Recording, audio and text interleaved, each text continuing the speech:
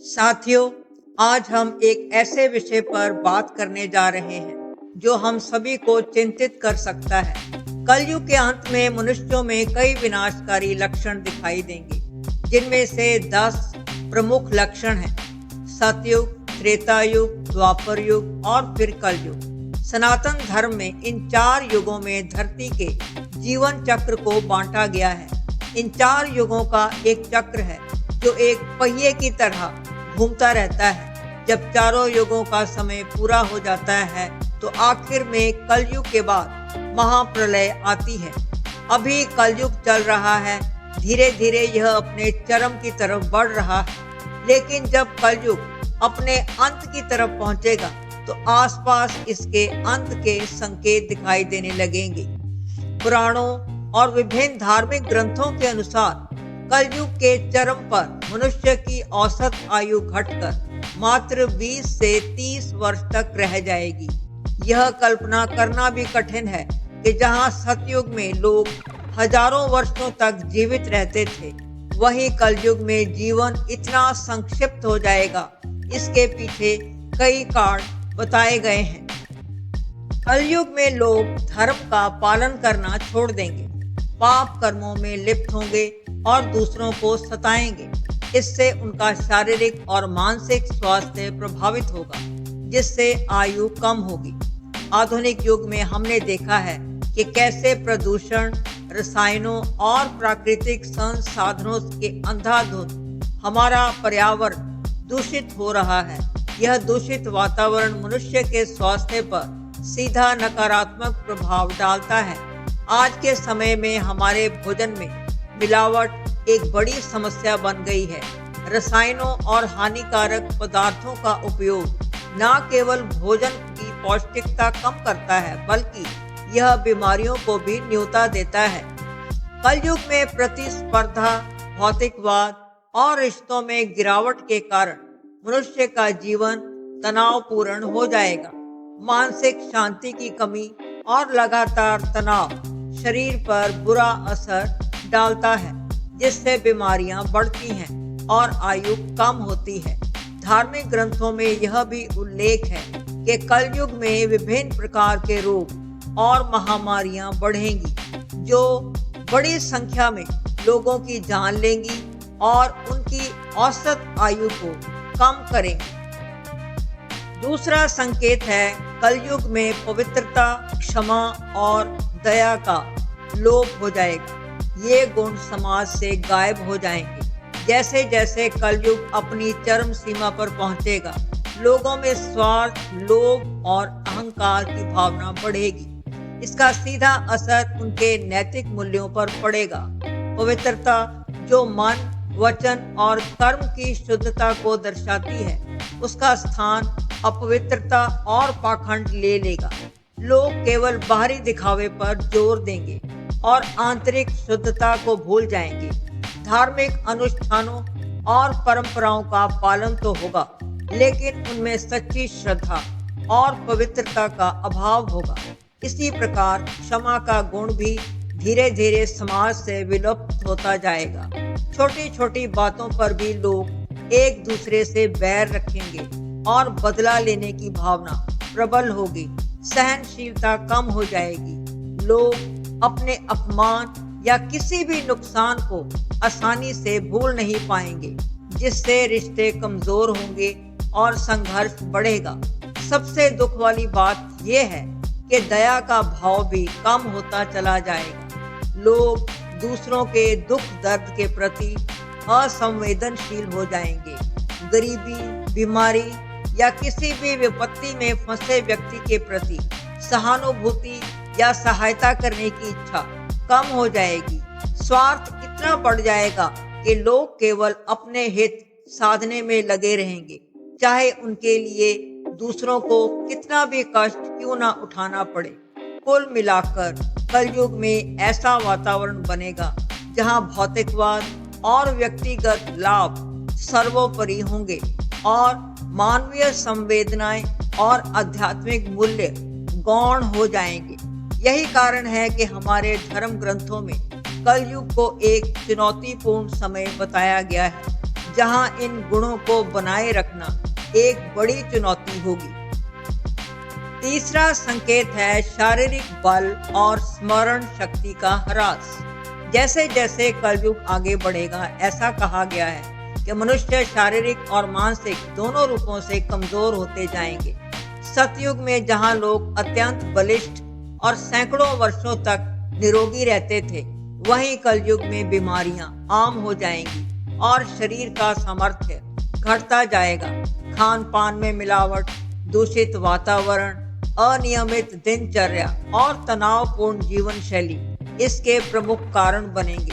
लोग छोटी उम्र में ही विभिन्न रोगों से ग्रस्त होने लगेंगे, जिससे उनकी कार्य क्षमता और जीवन की गुणवत्ता प्रभावित होगी। शारीरिक श्रम से बचने की प्रवृत्ति बढ़ेगी, जिससे मांसपेशियां कमजोर होंगी और हड्डियों का घनत्व कम होता जाएगा। इसके साथ ही स्मरण शक्ति का ह्रास भी एक बड़ी समस्या बनकर उभरेगा। हमारी मानसिक क्षमताएं कमजोर होती जाएंगी। आज हम देखते हैं कि कैसे बच्चे भी छोटी उम्र से ही याददाश्त संबंधी समस्याओं का सामना कर रहे हैं और प्रौढ़ों में अल्जाइमर जैसी बीमारियां बढ़ रही हैं। कलयुग में यह प्रवृत्ति और अधिक बढ़ेगी। ध्यान केंद्रित करने की क्षमता घटेगी और लोग आसानी से बातों को भूलने लगेंगे।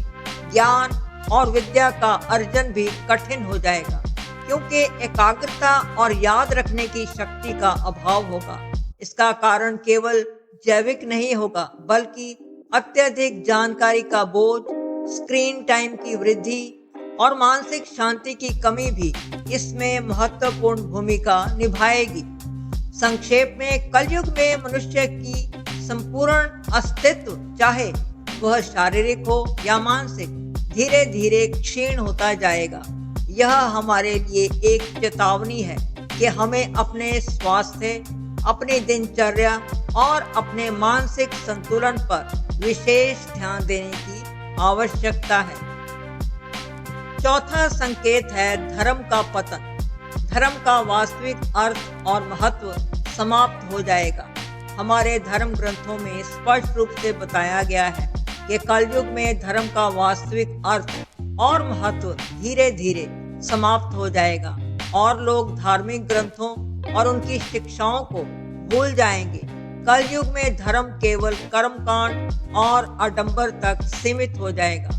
लोग धार्मिकता का दिखावा तो करेंगे, लेकिन उसके पीछे छिपे सत्य, न्याय, करुणा और परोपकार जैसे मूल सिद्धांतों को भुला देंगे। धर्म का उपयोग व्यक्तिगत लाभ, शक्ति और प्रसिद्धि प्राप्त करने के लिए किया जाएगा, न कि आत्मशुद्धि या समाज कल्याण के लिए। मंदिरों और धार्मिक स्थानों पर भीड़ तो होगी, लेकिन वहां आने वाले अधिकांश लोगों के मन में सच्ची भक्ति या आध्यात्मिक जिज्ञासा का अभाव होगा। सबसे दुख वाली बात यह है कि लोग अपने धार्मिक ग्रंथों और प्राचीन शिक्षाओं को भुला देंगे। वेदों, पुराणों, उपनिषदों और गीता जैसे पवित्र ग्रंथों में निहित शाश्वत ज्ञान को समझने या उनका पालन करने में उनकी रुचि कम हो जाएगी। ज्ञान का स्थान अज्ञानता ले लेगी और तर्क, विवेक के स्थान पर अंधविश्वास और पाखंड को बढ़ावा मिलेगा। धर्म के नाम पर पाखंडी लोग समाज को गुमराह करेंगे, जिससे वास्तविक धर्म का सार और भी धुंधला हो जाएगा। लोग केवल ऊपरी दिखावे को महत्व देंगे और धर्म के गहरे आध्यात्मिक अर्थ को समझने का प्रयास नहीं करेंगे। यह स्थिति मानव समाज के लिए अत्यंत हानिकारक होगी, क्योंकि धर्म ही वह आधार है जो हमें नैतिक मूल्यों से जोड़ता है और हमें सही गलत का ज्ञान कराता है। धर्म के पतन से समाज में अराजकता बढ़ेगी, अधर्म का बोलबाला होगा और मानवता का ह्रास होगा। पांचवा संकेत है समाज में पाप, भ्रष्टाचार और अन्याय बढ़ेगा। अच्छे लोगों को सम्मान नहीं मिलेगा। धर्म ग्रंथों के अनुसार कलयुग में धर्म के पतन के साथ ही पाप, भ्रष्टाचार और अन्याय का बोलबाला होगा। लोग अपने स्वार्थ के लिए किसी भी हद तक गिर जाएंगे। शक्तिशाली और चालाक व्यक्ति निर्बलों पर अत्याचार करेंगे, उन्हें दबाने का प्रयास करेंगे। भ्रष्टाचार समाज के हर स्तर पर अपनी जड़ें जमा लेगा। शासन प्रशासन से लेकर आम जनजीवन तक हर जगह बेईमानी और धोखे का बोलबाला होगा। सत्य और ईमानदारी के रास्ते पर चलने वाले लोगों को उपहास का पात्र बनाया जाएगा, जबकि अनैतिक तरीकों से धन कमाने वाले और गलत कार्य करने वाले लोग समाज में सम्मान और प्रतिष्ठा प्राप्त करेंगे। यह एक दुखद स्थिति होगी जहां अच्छे और सज्जन लोगों को उनके गुणों के अनुसार सम्मान नहीं मिलेगा, बल्कि उन्हें कमजोर समझा जाएगा या उनका शोषण किया जाएगा। न्याय प्रणाली भी कमजोर पड़ेगी और अपराधियों को दंड मिलने के बजाय उन्हें संरक्षण प्राप्त होगा। गरीब और वंचित लोगों को न्याय के लिए दर दर भटकना पड़ेगा और उनकी सुनवाई नहीं होगी। समाज में नैतिकता का स्तर इतना गिर जाएगा कि लोग दूसरों का अहित करने में भी संकोच नहीं करेंगे।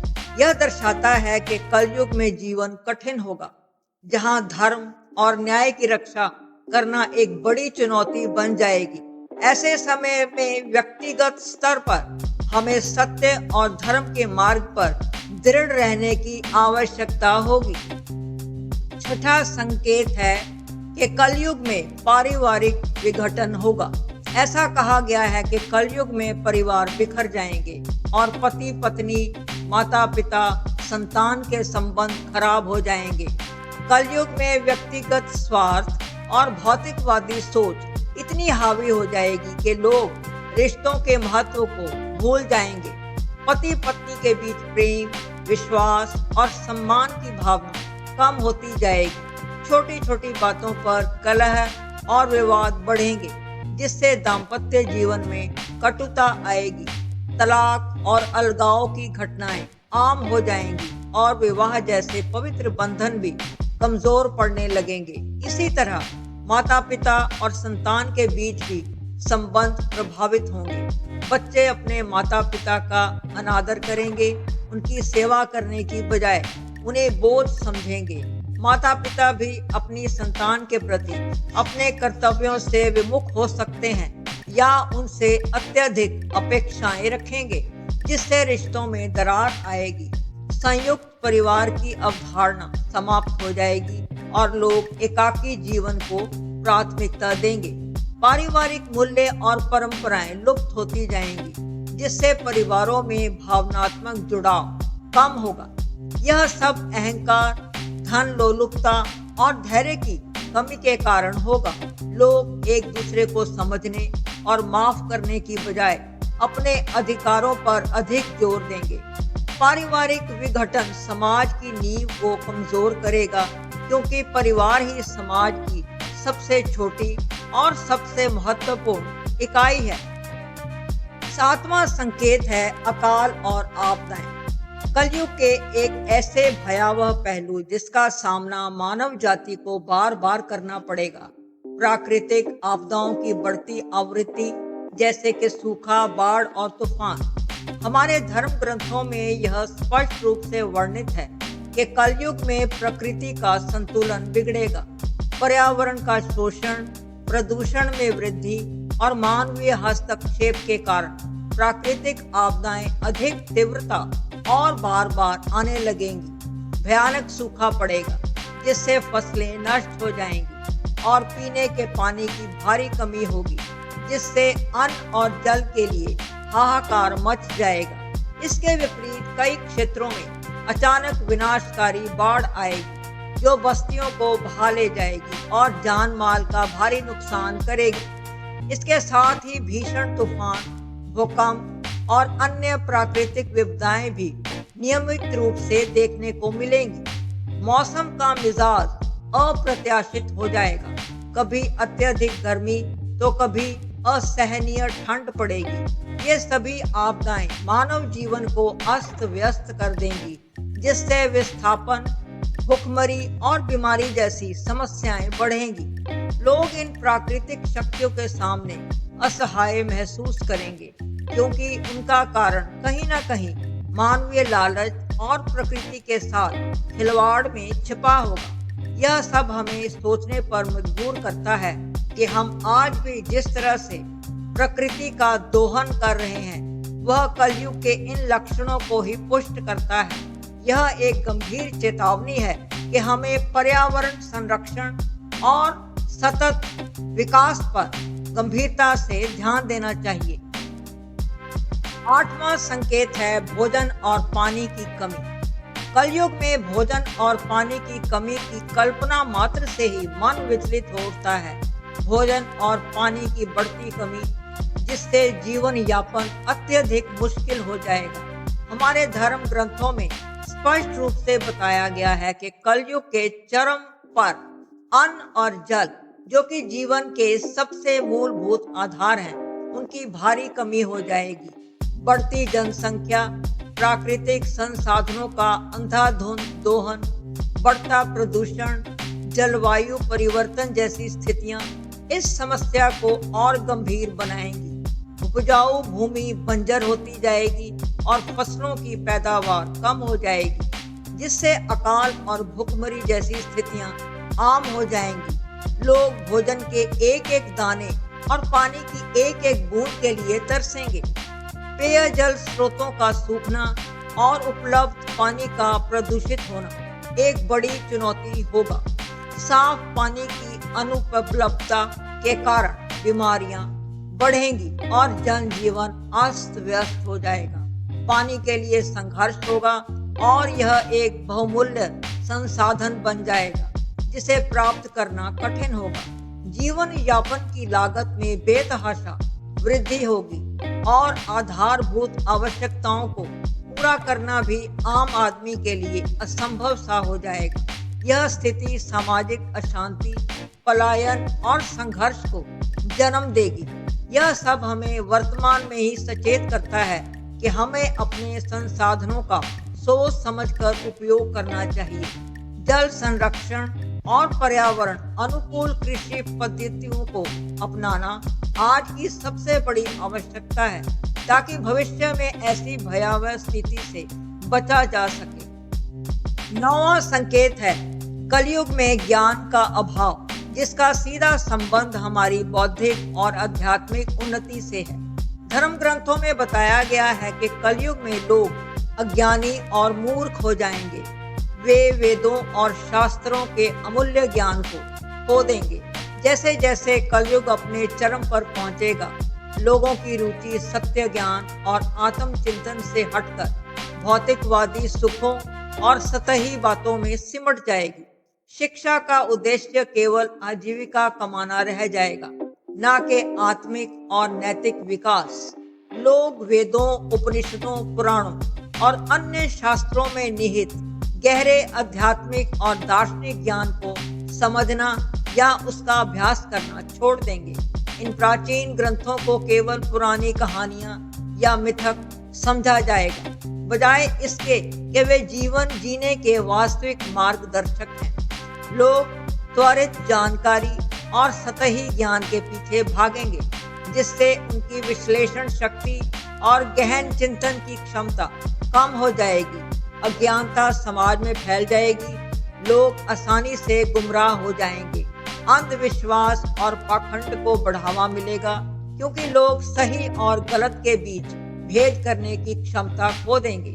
वास्तविक विद्वानों और ज्ञानियों का सम्मान कम होगा, जबकि दिखावा करने वाले या वाक्पटु लोग अधिक प्रभावशाली माने जाएंगे। यह ज्ञान का अभाव न केवल व्यक्तिगत स्तर पर बल्कि पूरे समाज के लिए हानिकारक होगा, क्योंकि ज्ञान ही हमें सही निर्णय लेने, समस्याओं का समाधान करने और जीवन के गहरे अर्थ को समझने में मदद करता है। जब ज्ञान का ही लोप हो जाएगा तो मनुष्य सही दिशा से भटक जाएगा।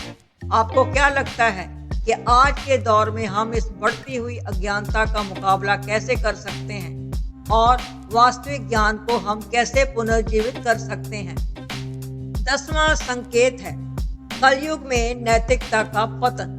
कलयुग के एक ऐसे स्याह पहलू जो समाज की मूल संरचना को प्रभावित करता है, वो है नैतिकता का पतन। धर्म ग्रंथों में स्पष्ट रूप से बताया गया है कि कलयुग में लोग अनैतिक और अधार्मिक कार्य करेंगे, जिससे चोरी, व्यभिचार और हिंसा जैसी गतिविधियां बहुत बढ़ जाएंगी। जैसे जैसे कलयुग अपने प्रभाव में आएगा, धर्म, न्याय और सत्य के प्रति लोगों की आस्था कम होती जाएगी। नैतिक मूल्य केवल किताबों तक सीमित रह जाएंगे, उनका आचरण लुप्त हो जाएगा। लोग अपने स्वार्थ और तत्कालिक सुखों के लिए किसी भी हद तक गिरने को तैयार रहेंगे। चोरी, धोखाधड़ी, बेईमानी आम बात हो जाएगी। लोग दूसरों के हक छीनने, अन्यायपूर्ण तरीके से धन कमाने में संकोच नहीं करेंगे। समाज में व्यभिचार और अनैतिक संबंध बढ़ेंगे, जिससे पारिवारिक और सामाजिक संरचनाएं कमजोर पड़ेंगी। सबसे भयावह बात यह है कि हिंसा का स्तर बढ़ जाएगा। छोटी छोटी बातों पर लोग हिंसक हो जाएंगे। क्रोध और प्रतिशोध की भावना प्रबल होगी।